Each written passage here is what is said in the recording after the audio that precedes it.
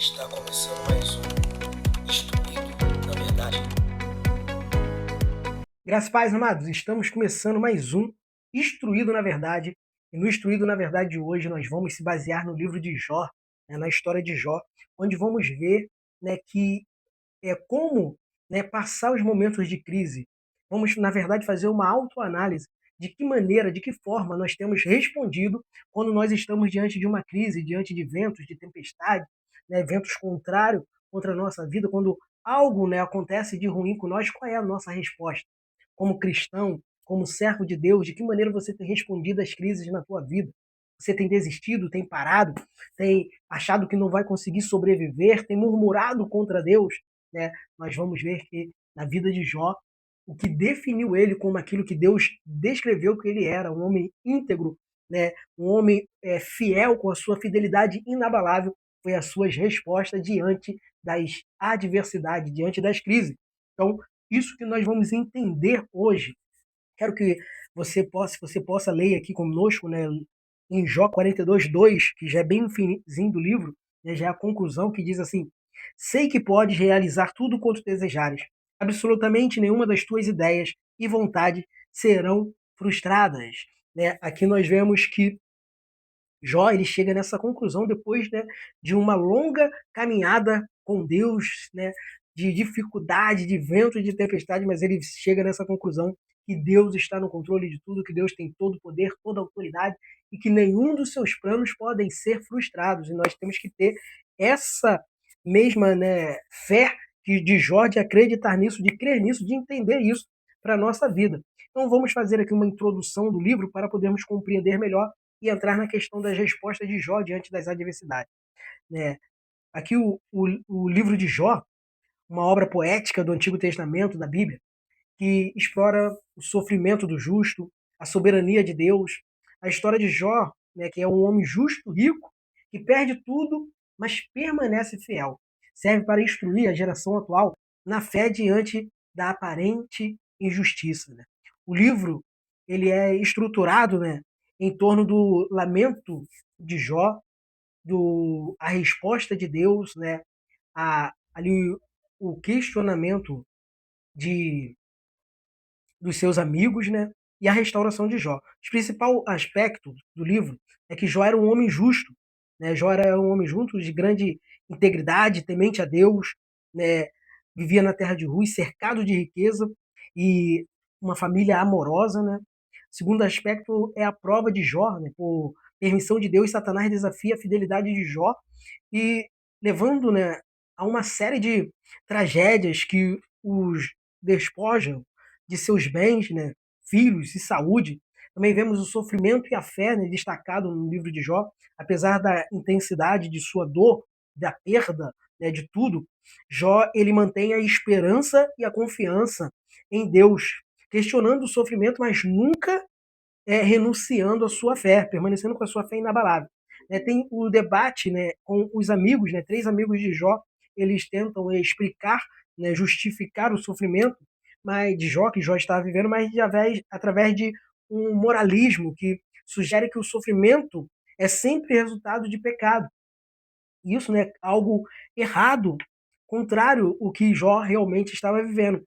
Nós vemos também quando chega a parte onde entra a voz de Deus, após o diálogo, os diálogos, com seus amigos, Deus ele responde, a Jó, mostrando a vastidão do seu poder e sabedoria, que excede, todo o entendimento humano. Deus ele se revela ali para Jó de uma maneira tremenda, falando que ele tem o controle de tudo, ele é o criador de todas as coisas, e Jó ali começa a compreender. Então nós vemos que o propósito da história, o livro de Jó, serve como uma lição, para as gerações futuras sobre a soberania de Deus, a natureza complexa do sofrimento também, e a importância da fé inabalável, que foi algo fundamental na vida de Jó, que finaliza com o livro com a restituição, após passar por suas provações, Jó é restaurado por Deus, recebendo em dobro, tudo o que ele tinha perdido e viveu por muitos anos usufruindo disso. Então nós vemos aqui que Jó ele enfrenta as principais crises,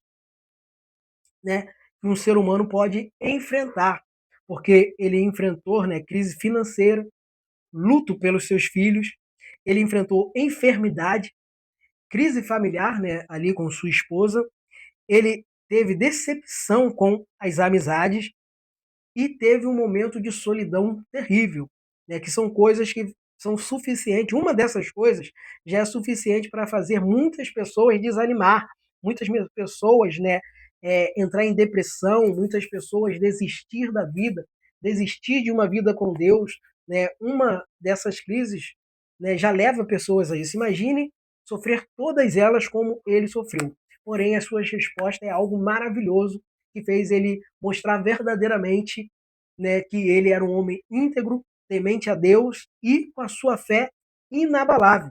Porque quando chega a crise financeira, o luto pelos filhos, né, que Deus ali, né, permite, Satanás vai lá, né, com tudo e leva Jó a essa crise financeira a perder praticamente tudo, leva também a perder os seus filhos, então ele está ali nessa crise financeira, está vivendo o luto pelos filhos, porém, em resposta a isso, em Jó 1:21, ele diz, o texto diz assim, exclamou em oração, nu deixei o ventre de minha mãe, e nu partirei da terra.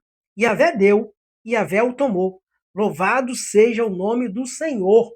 Ou seja, Jó permaneceu fiel a Deus, louvando o nome de Deus. Ele orou, mas ele não orou murmurando, reclamando, questionando Deus, por que Deus permitiu tudo isso.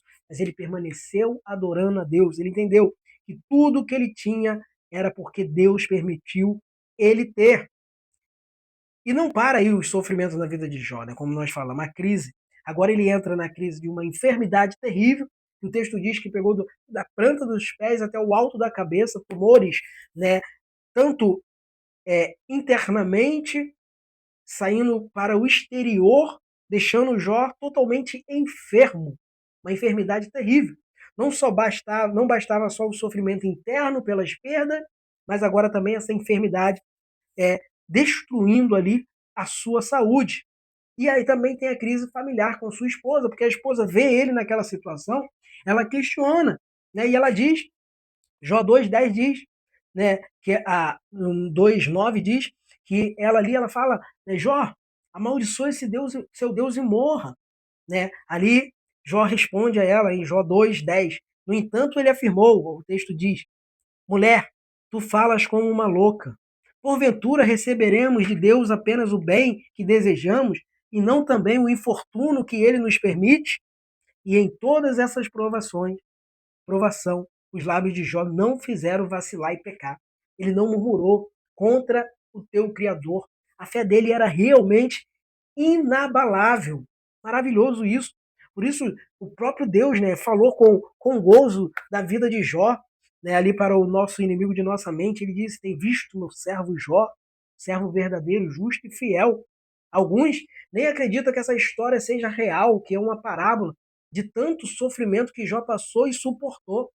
Porém, a Bíblia fala, Jesus, Paulo, ele ensina, né, que não teremos tentações, provações maiores do que nós possamos suportar.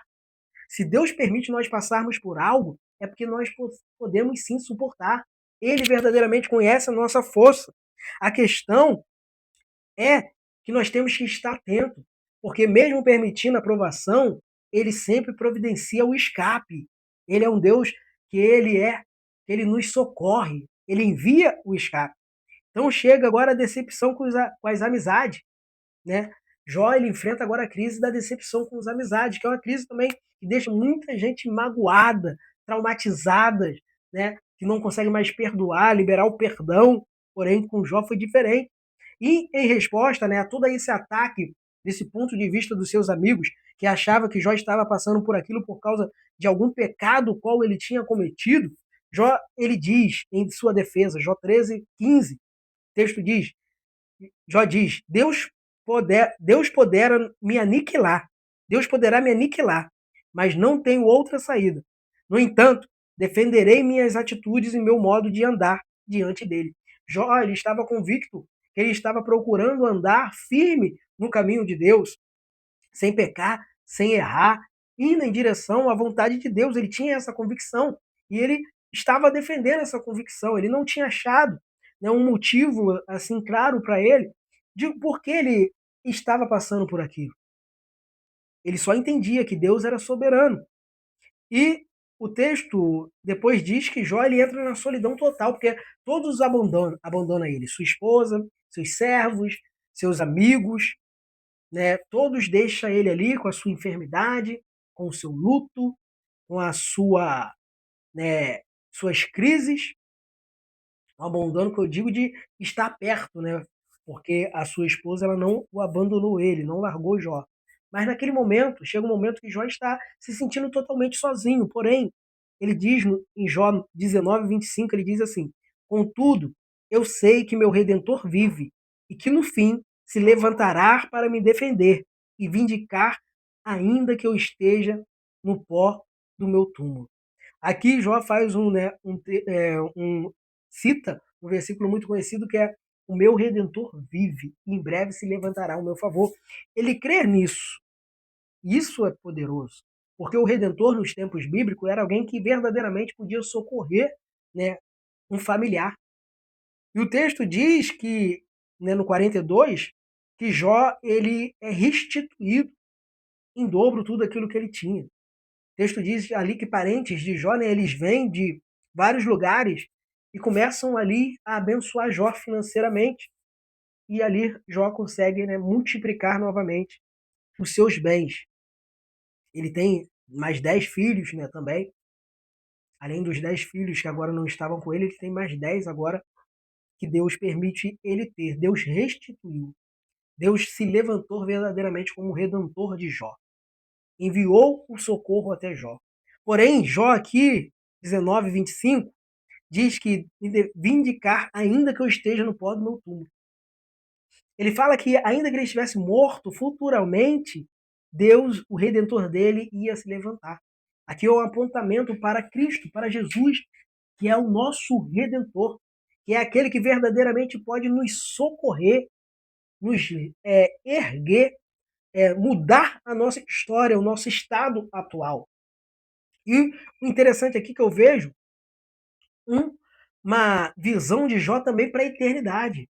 E uma das coisas que nos faz sobreviver a ventos, tempestades, às crises, é nós estarmos focados na eternidade, naquilo que Deus tem para nós, coisas muito melhores que nós não podemos contemplar, né? Algo que não tem como comparar com as aflições deste mundo presente, com as coisas desse mundo presente, porque é algo eterno. Não é algo de curto prazo, igual nós vivemos aqui, mas é algo eterno. Mas para isso, nós temos que permanecermos fiel, crendo que o nosso Redentor, ele já se levantou, que é Jesus Cristo, ao nosso favor. Então, em resumo deste instruído, na verdade, eu quero te perguntar: de que forma, de que maneira você tem respondido às crises que você está vivendo? Você tem continuado com a sua fé inabalável? Você tem continuado com a sua fé firmada em Deus, mantendo a sua integridade para com Deus? Ou você tem murmurado? Ou você tem reclamado? Eu já falei isso uma vez, volto a falar. O segredo para o amanhã de Deus chegar na tua vida, a sua história mudar, né, a página virar na tua vida, é a maneira que você se comporta no período da noite.